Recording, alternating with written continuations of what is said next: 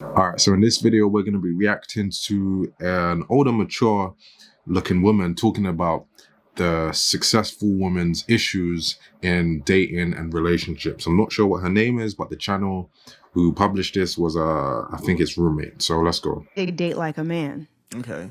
If you're a really highly successful woman who's doing very well financially, you can't, men don't date with those standards. Yeah. You date with who makes you happy. What if she can't get over that? She's like, I want somebody on my level. Good luck.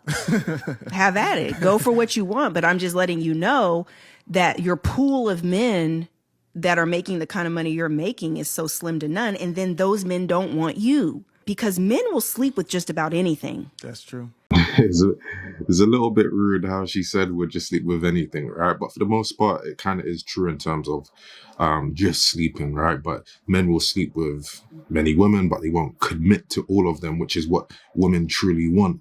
And I think the point that she's talking about and she's going to go into is that women are hypergamous, so they always try to date up. They don't want a man who's less successful as them, but everyone wants the 1% or 5% successful type of men, but those successful men want a certain type of woman. So for her, a successful woman, there's not really much that they can get with, because as they get more successful, there's actually less people that they can get with.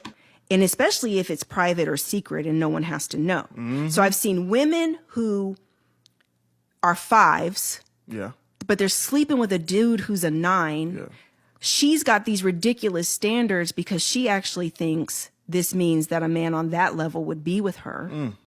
This is a very good point as well, because a lot of women aren't able to separate sexual attention versus romantic attention. Just because a man will sleep with you doesn't mean that he will actually commit to you, which is what you want as a woman.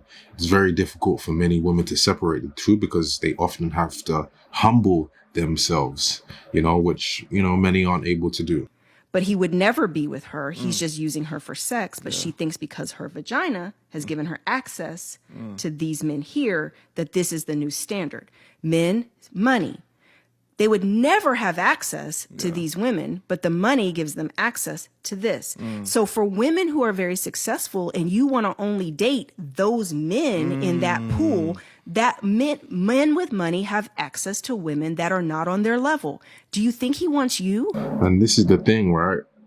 If all women are hypergamous, or 90% of them are highly hypergamous, because you could be a woman who's, wanting to date up, but you don't have ridiculous standards. And I don't think there's anything wrong with that.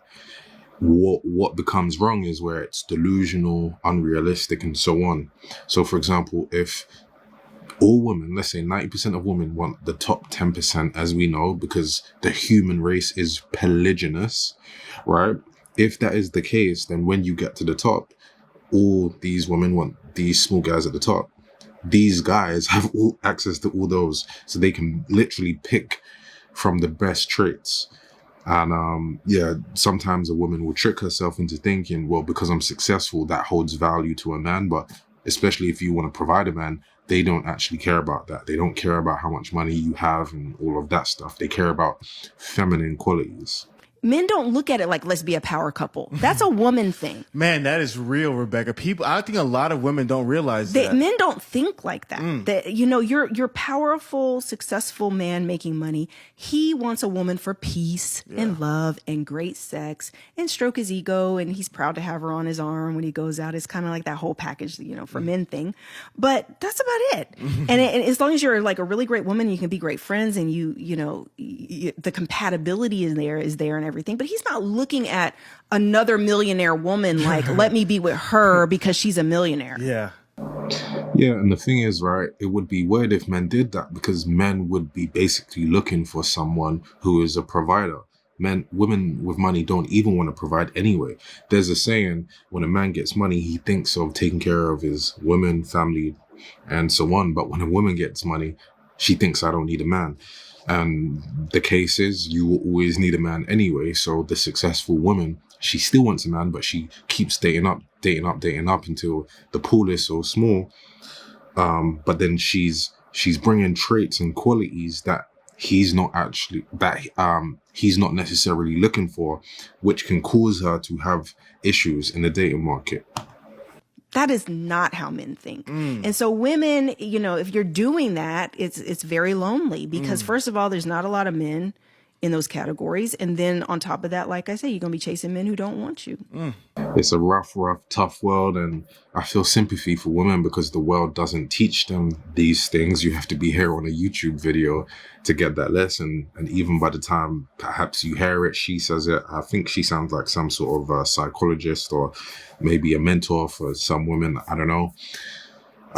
You hear it from me. It might be tough to digest because you've been told something different all of your life. But anyway, I want to know what you think. So comment down below, let Reemus know. I'll see you in the next video. Peace.